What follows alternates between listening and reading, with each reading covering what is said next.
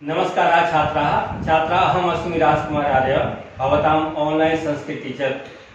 तो बच्चों, आज हम व्याकरण में पढ़ेंगे प्रश्न निर्माण पुल्लिंग में और बहुवचन में। प्रश्न निर्माण पुल्लिंग में और बहुवचन में कैसे बनते हैं वो आज हम इस वीडियो में जानेंगे।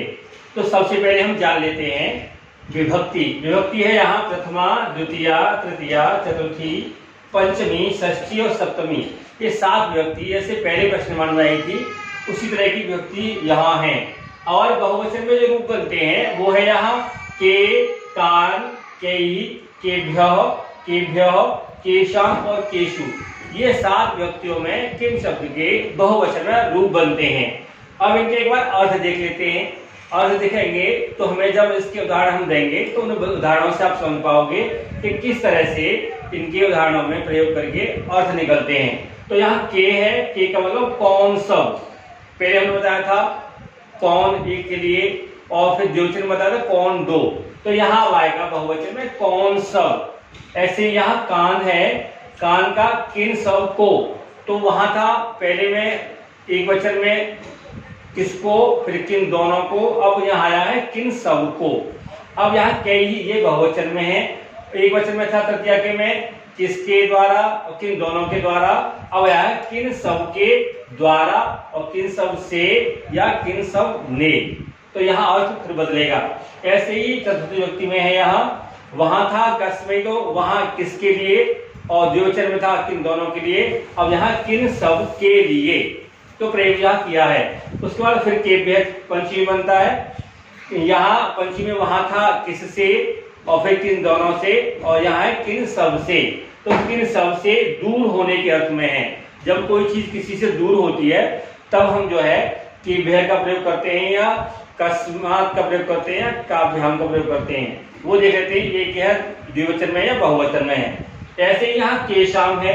वहां केशाम एक वचन में था कस्य, तो वहां किस का था, किसकी थे, किसके थे। और यहाँ द्विवचन में था किन दोनों के, और बहुवचन में यहाँ किन सब के या किन सब का या किन सब की। इस तरह से यहाँ वचन में चेंज हुआ है तो अर्थ में भी यहाँ हमने चेंज किया है। ऐसे केशु है। एक वचन में था किस में या किस पर, और द्विवचन में था किन दोनों में या किन दोनों पर। तो यहाँ अर्थ है किन सब में या किन सब पर। तो इस तरह से यहाँ अर्थ जो है वचन के हिसाब से आपने देखा वहां किस किस लिखा हुआ था, यहाँ वो किन किन है, क्योंकि किस एक के लिए प्रयोग होता है। जैसे हम ये सामान किसका है तो वहां एक के लिए प्रयोग करते हैं, और यहाँ किन है तो ये चीजें किन की हैं, तो वहां बहुत सारों में से पूछते हैं किन की हैं। तो यहाँ हर एक में किन किन शब्द का प्रयोग किया गया है। अब हम देखते हैं इनके प्रयोग करते समय किस तरह से उदाहरण बनेंगे। तो उदाहरण के लिए हम यहाँ थोड़ा स्पेस करते हैं जिससे आप समझ जाएं। तो यहाँ हम अर्थ देखेंगे। अर्थ पहले जो विभक्ति है उसका उदाहरण देखते हैं क्या है। जैसे यहाँ है अत्र वृक्षाः सन्ति।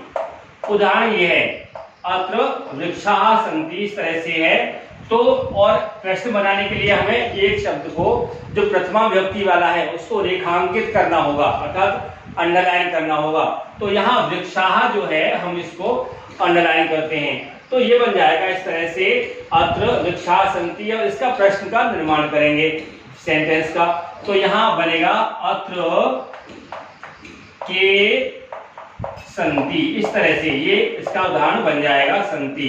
और यहाँ लास्ट में प्रश्नवाचक चिन्ह। यहाँ है अत्र मीन्स यहाँ, वृक्षा मीन्स पेड़, संति मीन्स हैं। तो अब इसका अर्थ जब बनेगा तो क्या है, अत्र के संति, यहाँ क्या है, क्योंकि बहुत सारे हैं। तो जब हिंदी में तो आपको क्या एक ही लग रहा है, लेकिन के से अर्थ बनेगा बहुवचन का, क्योंकि एक वचन में भी आप क्या प्रयोग करते हैं, हिंदी में प्रयोग करते हैं, बहुवचन का प्रयोग करते हैं तो भी क्या ही हम बोलते हैं। तो यहाँ क्या है, अत्र के संति, यहाँ क्या है, इस तरह से इसका अर्थ बनेगा। अब देखते हैं हम जो दूसरा वाला है। यहाँ दिखेंगे एतान बालकान। दूसरा जो उदाहरण है वो बताता हूं। बालकान पश्य, इस तरह से उदाहरण हम बनाते हैं। एतान बालकान पश्य, इन बालकों को देखो। उदाहरण यहाँ ये है। अब हमें इसका प्रश्न निर्माण करना है, तो द्वितीय विभक्ति वाला शब्द है उसको अंडरलाइन करेंगे द्वितीय विभक्ति वाले शब्द से, फिर हमें प्रश्न बनाना होगा। तो कैसे बनेगा, यहाँ है एतान, एतान का प्रयोग करेंगे, और यहाँ जो शब्द है द्वितीय विभक्ति वाला वो ये है, तो यहाँ एतान, फिर करेंगे कान यहाँ, और फिर आएगा पश्य। तो इस तरह से ये प्रश्न निर्माण बन जाएगा इसका, और बाद में प्रश्नवाचक चिन्ह भी लगेगा।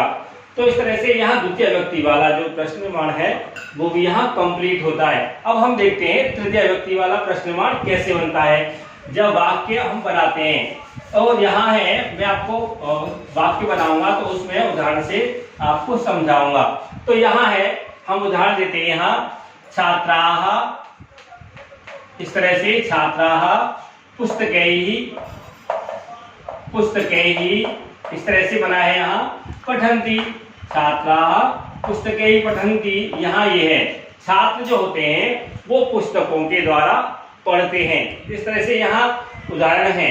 अब हमें यहाँ तृतीय विभक्ति वाला शब्द है उसको हम अंडरलाइन करना है, और रेखांकित करने के बाद अब प्रश्न बनाना है।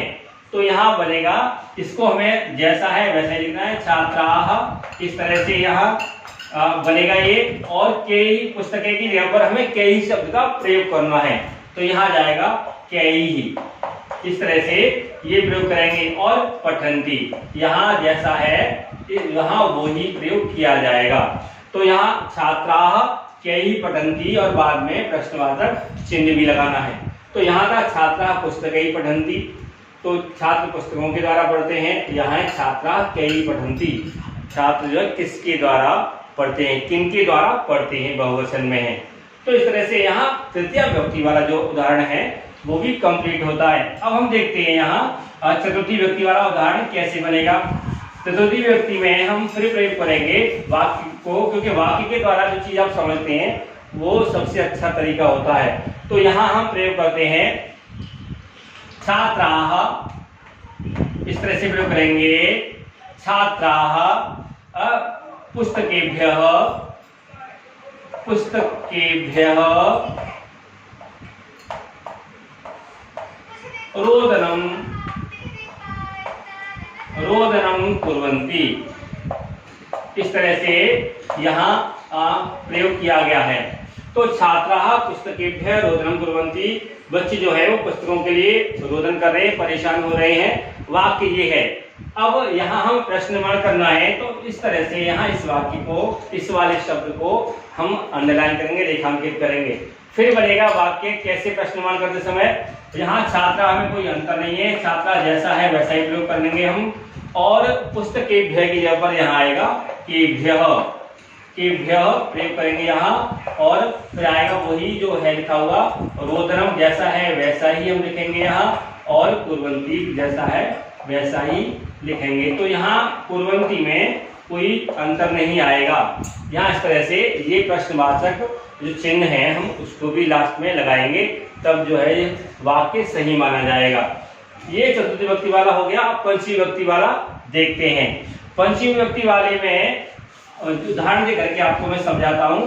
तो उदाहरण में आएगा यहाँ इस तरह से, यहाँ हम प्रयोग करते हैं पंचमी विभक्ति वाला, बालाः, बालाः वृक्षेभ्यः, वृक्षेभ्यः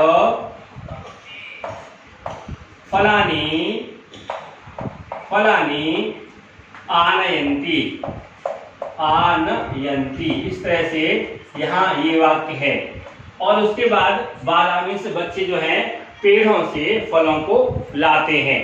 तो वाक्य ये है। अब आपको फिर आपको करना है यहाँ पंचमी विभक्ति वाले शब्द को या रेखांकित, उसके बाद प्रश्न निर्माण करना है। जैसे यहाँ हम करेंगे तो बनेगा बालाः, इस तरह से केभ्यः, केभ्यः फलानि, इस तरह से लिखेंगे यहाँ फलानि आनयन्ति, आनयन्ति। तो यहाँ इस तरह से लिखेंगे और लास्ट में प्रश्नवाचक चिन्ह भी लगाएंगे।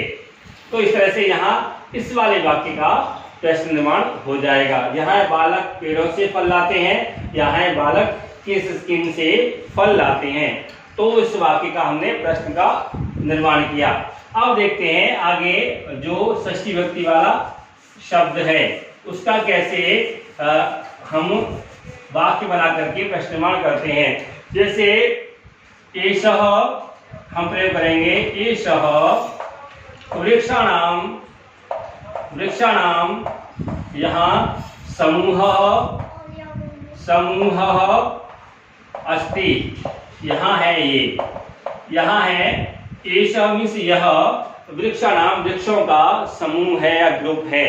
तो यहाँ हम षष्ठी विभक्ति वाले जो शब्द है उसके नीचे हम रेखांकित करेंगे और उसके बाद फिर प्रश्नवाचक शब्द जो है वाक्य बनाएंगे। तो आ जाएगा फिर इससे एषः केषां समूहः अस्ति। तो यहाँ इस तरह से बनेगा और लास्ट में प्रश्नवाचक चिन्ह भी लगेगा। तो इस तरह से यहाँ ये जो है प्रश्नवाचक जो है वाक्य बन गया, ये सामान्य वाक्य है। तो ये वृक्षों का समूह है, तो यहाँ है, और यह किसका समूह है। तो इस तरह से यहाँ षष्ठी विभक्ति में हमने प्रश्न का निर्माण किया। अब हम देखते हैं यहाँ बहुवचन में, बहुवचन में कैसे बनते हैं वो हम देखेंगे। यहाँ सप्तमी के बहुवचन में प्रयोग करते हैं। सप्तमी का बहुवचन है, जैसे यहाँ हम बनाते हैं माता पुत्रेषु